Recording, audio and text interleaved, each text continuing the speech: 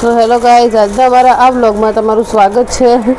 અને તમને એમ હશે કે આજે કેમ આ રસોડું અહીંયા છે, તો ગેસનો બાટલો પતી ગયો છે ને. એ બાટલો તો છે, બીજો આવી બી ગયો મમ્મીના ઘરેથી, પણ એમાં એમ છે કે ખબર નહીં રેગ્યુલેટર લાગતું નહીં, ઉછળી રહ્યું છે.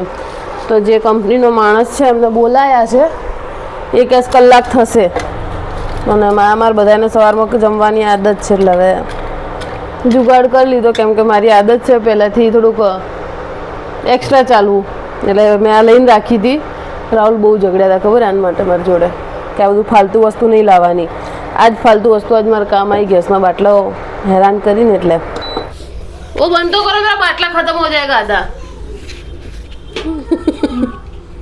સહી से બોલો તો કરવા ઉપર. દેખો ફાઇનલી બાટલામાં જે ઇશ્યુ હતું એ તો એમને ક્લિયર કરી દીધું, પણ આ સગડી પણ સર્વિસ માંગતી હતી, એટલે એ સગડી પણ સર્વિસ કરાવી રહ્યા છીએ.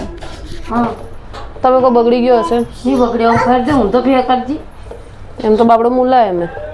તો બગડી ગયો. બગડી ગયો. હા જુઓ, આ બંધ હતા બે ને, એટલે એમના એક રોટલાને નુકસાન થયું.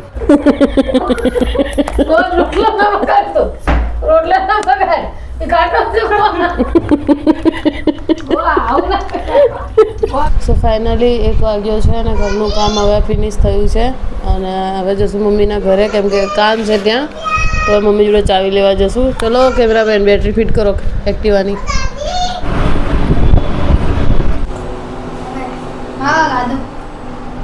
ફાઇનલી ચાવી લઈ લીધી ને. દેખો અહીંયા આરામ કરી રહી છે, મસ્ત ઊંઘી. રિસેસ પડી એમને. લે હું જોઉં પાછી. કોણ હોય? વિડીયો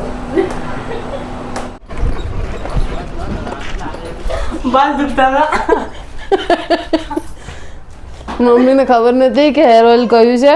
એમને બોડી મસાજનું ઓઇલ લગાવી દીધું માથામાં, વાળનો દુખાવો ના થાય. ઓઇલ એમને માથામાં લગાવ્યું. આ વખત મમ્મીએ મસ્ત હેર ઓઇલ, મતલબ હેર ઓઇલ સમજીને મસ્ત મસાજ કરી દીધી છે ને. હવે ગયા છે પાછા હેર વોશ કરવા, મતલબ માથું ધોવા ગયા છે. એમને નથી ખબર ને, હું જેવી સીડીમાં આવી ને એટલે મને એમ કે મમ્મીએ માલિશ કરી હશે, ખુદના પગમાં દુખતું હશે ને. તો ઉપર આવ્યા પછી ખબર પડી વાળ ખુલ્લા હતા, એટલે કે એમને મસ્ત હેર મસાજ કરી. બોડી મસાજ નથી કરી. તો તમારે તેલ જેવું હતું. હા, તેલ જેટલા બધા છે. એક આયર્યું તમે રાખો એવું કે એક મિશન પ્રમાણે કે ઓરેન્જ ખાવા માટે તો બહુ સારા હોય છે. આ બધી વસ્તુમાં ઢીંગીના કામની છે. અને આ જે એની છાલ છે ને, આના બહુ બધા બેનિફિટ છે.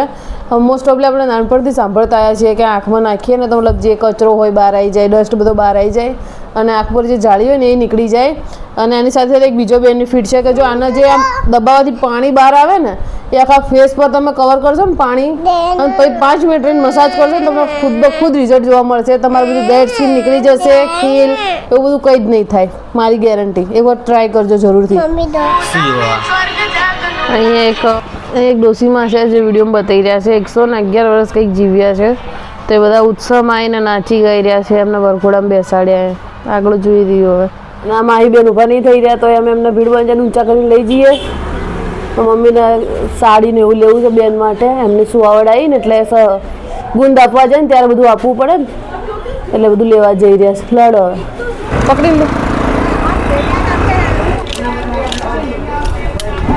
અહીંયા સેલમાં આવ્યા છે મમ્મી. હે આગળ હશે, જુઓ મોટી બત્તીઓ. એના સેલમાં જોઈ રહ્યા છે મમ્મી બધી વસ્તુ. અહીંયા નવો ખુલ્યો છે એમને, આગળ હશે. ફાઇનલી મમ્મીએ સાડી તો લઈ લીધી. અને હા, કોણ આ વિડીયો મતલબ બાપુનગરમાંથી જોઈ રહ્યું છે, કમેન્ટ બોક્સમાં જરૂરથી બતાવજો કે કોણ બાપુનગર વિસ્તારમાંથી છે. હજુ થોડી રેલવે સ્ટેશને ભૂલીને આવ્યા અમે બધા, ત્યારે બાજુ ગાડી નથી. હેડો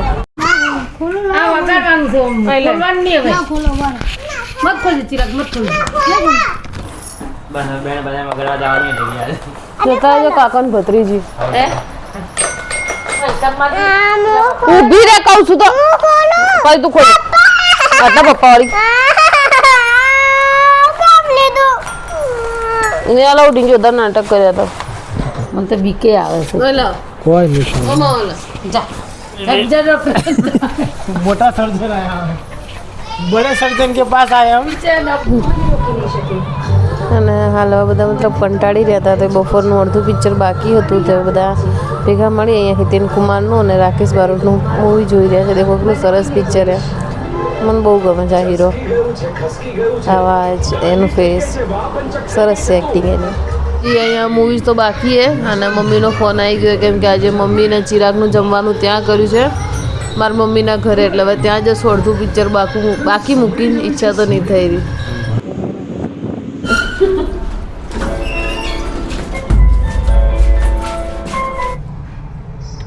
ચપ્પલ તો લાવ્યો નવા ચપ્પલ તો લાવ્યો. મેં કીધું પ્રતિક આવ્યો.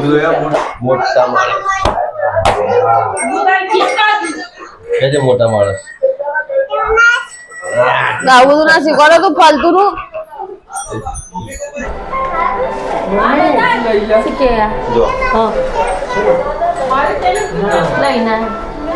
બોલીને તો આવવા દો. મૂકી દેજો ને. મમ્મી કે આ કુંડા ફેંકી નાખે.